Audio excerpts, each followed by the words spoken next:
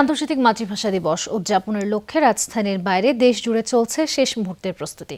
আন্তর্জাতিক মাতৃভাষা দিবস উদযাপনের লক্ষ্যে চট্টগ্রামে চলছে শেষ মুহূর্তের প্রস্তুতি। সকাল থেকে চট্টগ্রামে কেন্দ্রীয় শহীদ মিনারে চলছে আলোকসজ্জা, ধোঁয়া মোছা এবং রং তুলির কাজ।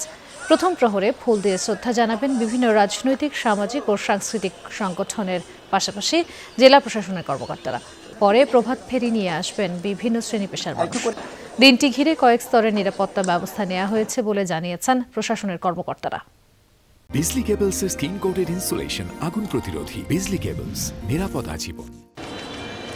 সকাল থেকে কুমিল্লা কেন্দ্রীয় শহীদ মিনারে চলছে ধোঁয়া মোছা এবং রং তুলির কাজ। প্রথম প্রহরে ফুল দিয়ে শ্রদ্ধা জানাবেন বিভিন্ন রাজনৈতিক, সামাজিক ও সাংস্কৃতিক সংগঠনের পাশাপাশি জেলা প্রশাসনের কর্মকর্তারা।